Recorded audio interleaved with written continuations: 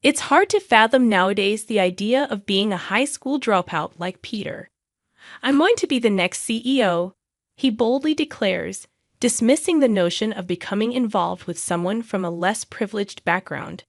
These sentiments are frequently voiced by my younger sister's fiance's brother. Despite his disdain, my sister Nancy remains seemingly content, wearing a resilient smile. I'm Peter Pfizer, a 35-year-old man who, as he points out, only completed high school.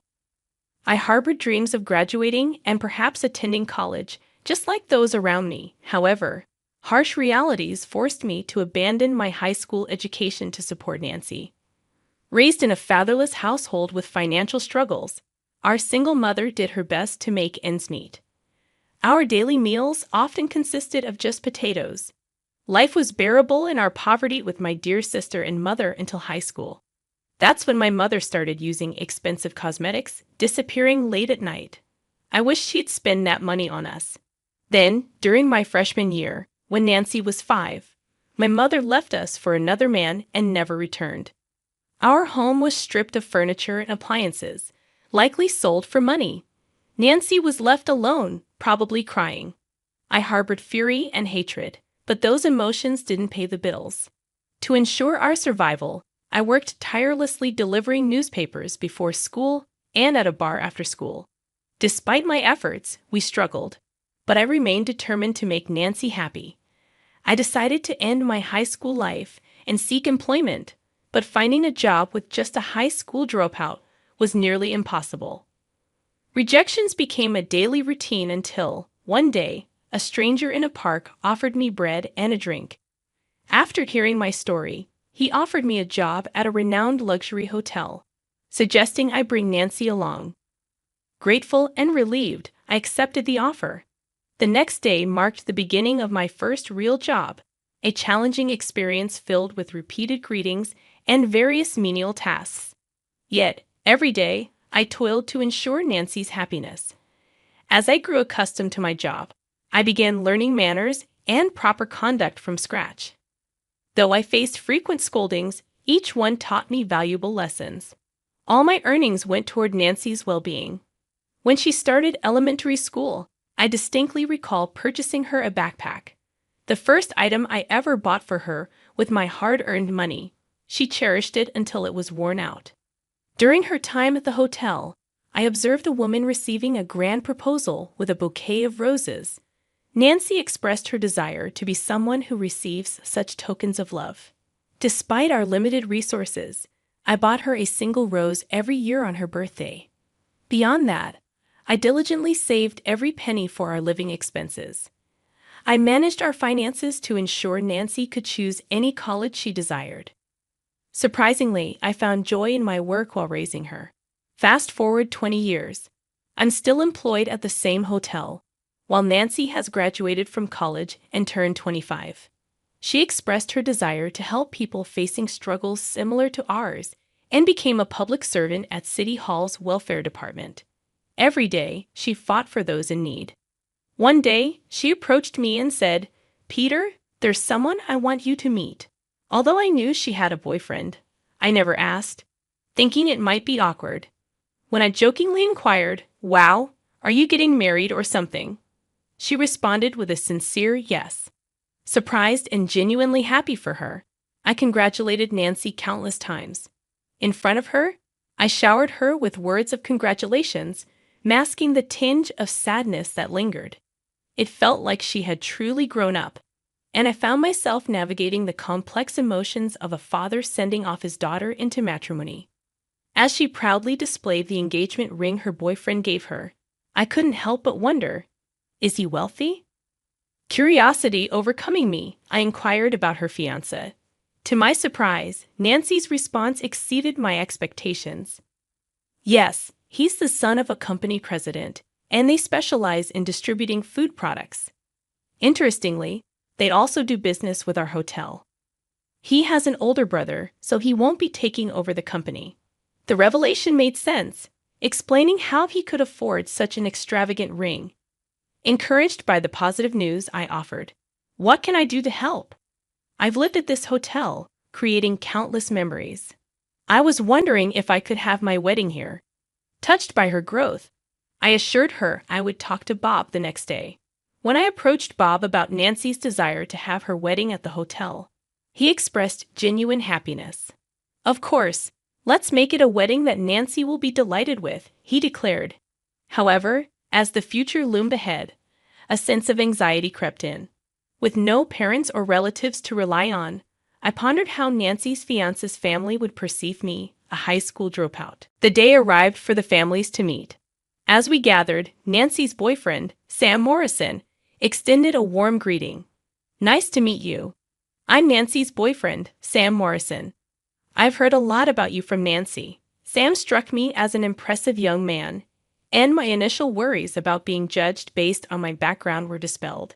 Despite his prestigious lineage as the son of a company president, Sam displayed admiration and respect toward me.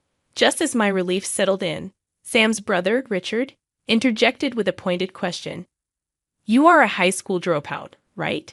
Can't believe Sam is marrying into such a poor family." Upon our first meeting, Richard blurted out with a lack of tact that caught me off guard. Despite my surprise, I managed to reply, "Well, Nancy is working hard as a public servant, so please look after her." Pito. Nancy, what a pitiful life with a brother like him. Sam, you're lucky to have a brother like me, don't you think?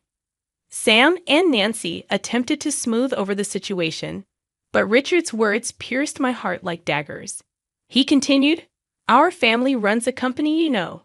I guess a pool person like you wouldn't understand the significance. Even with the wedding, we're planning to invite our important clients, but having a pool person as a relative would lower our reputation." I was unfazed by his words, as long as Nancy was happy. However, he uttered the words I dreaded the most. "I guess we can overlook Nancy since she's pretty, but I don't want to acknowledge you as family. You're just her brother after all. Don't come to the wedding. It's a celebration with our clients after all. A pool person like you should just stay home and celebrate your sister's new life. Do something brotherly for once." Even his parents managed only a forced smile, unsure how to react. Though I was seething inside, I chose not to retaliate, thinking it would only upset Nancy. "Understood. I won't attend," I calmly declared.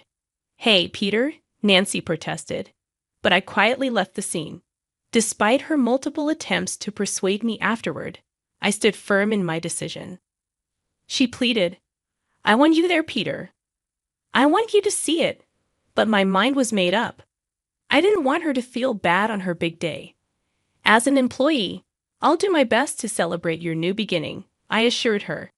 She seemed unconvinced, but I held my ground. I could, at least, witness her shining moment as an employee, not as family. In the days leading up to the wedding, the owner Bob and my co-workers put immense effort into preparations. Bob crafted special dishes and cakes, while my co-workers, even after hours, handcrafted decorations. Watching their dedication, I felt a genuine happiness, thinking, all this for Nancy. On the wedding day, I celebrated Nancy as much as I could as an employee. I arranged a surprise by scattering her favorite rose petals during the newlyweds' entrance and decorated their seats with plenty of roses.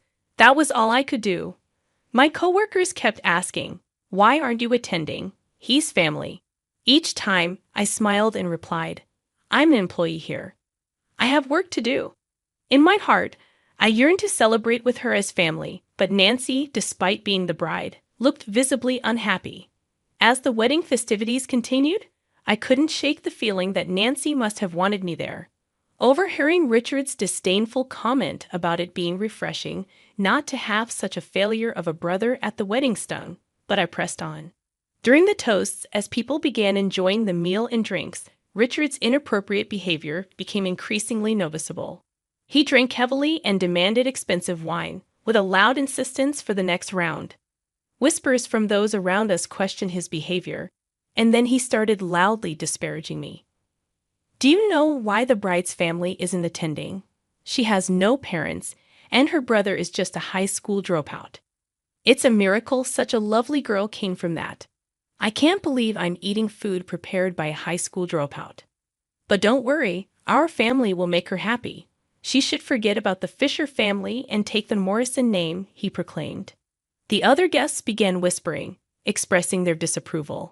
I felt close to snapping, but I reminded myself not to ruin Nancy's important day. Struggling with my emotions, I caught Nancy's sad eyes. I mouthed, "Nancy," silently to her. Recognizing my distress, she forced a smile, tears brimming in her eyes. As the moment for the last dance arrived, since her father wasn't present, she appointed me. Instead of dancing, she started reading a heartfelt message with her voice quivering. To my dear brother Peter, you gave up your high school life for me, working hard at this hotel, and Bob. Thank you for always supporting us and for making today so wonderful. Bob and my coworkers cheerfully listened to her speech. Nancy continued. We had no parents, and I used to cry every day. But every time, my brother would be there, telling me to smile, Nancy. Thanks to him, I've lived a happy life, smiling every day. Without him, I couldn't have survived. Despite the challenges I faced, my brother always wished for my happiness. Finally breaking down in tears, Nancy expressed, my brother has always been my greatest ally. Thanks to him, I've lived happily.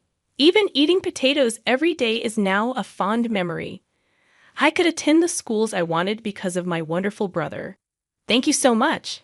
As she wept, I held back my tears, feeling reassured that she would be happy with Sam. During her heartfelt speech, the room erupted in applause, and I felt an overwhelming sense of pride. The MC unexpectedly announced me as Nancy's beloved brother. And as I stood there, my face already a mess with tears and a runny nose, I tried to hide my emotions. Saying a simple thank you, the room showered me with applause and praise.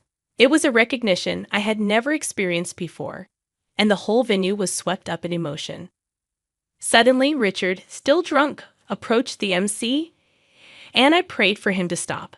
A quick-thinking coworker intervened, preventing him from causing further trouble.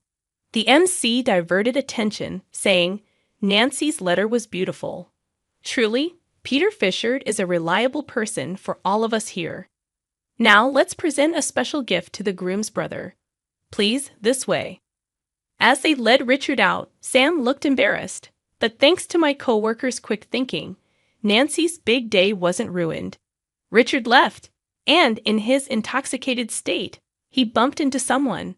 He yelled, Ouch. Watch where you're going. The person he bumped into was none other than our hotel's owner, Bob. Unaware of Bob's identity, Richard continued his disrespectful remarks, but Bob calmly revealed, I run this hotel. We'll see about business with a company like yours. Panicking, Richard protested, but Bob sternly stated, we will cease business dealings with you. Perhaps you should first properly guide your son.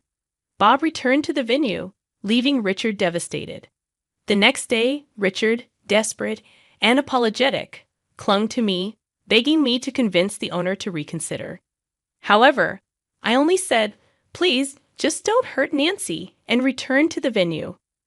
The owner, true to his word, refused to use ingredients from Richard's company. Sam and Nancy later visited the hotel to greet us, reporting that they had officially registered their marriage. Sam continued working at a major food company, as his family's company had gone bankrupt after losing business with our hotel. Despite Richard's disownment by his family and his current struggles, I contemplated helping him if he ever changed his ways. Nancy and Sam were living happily, participating in volunteering activities on weekends to support the needy. As for me, I was praised for my conduct at the wedding and past achievements. Bob even mentioned me as a potential candidate for the next owner. Regardless of the outcome, I was content just being called Peter and working in a job I enjoyed, surrounded by a respectable owner and trustworthy colleagues. I was genuinely happy.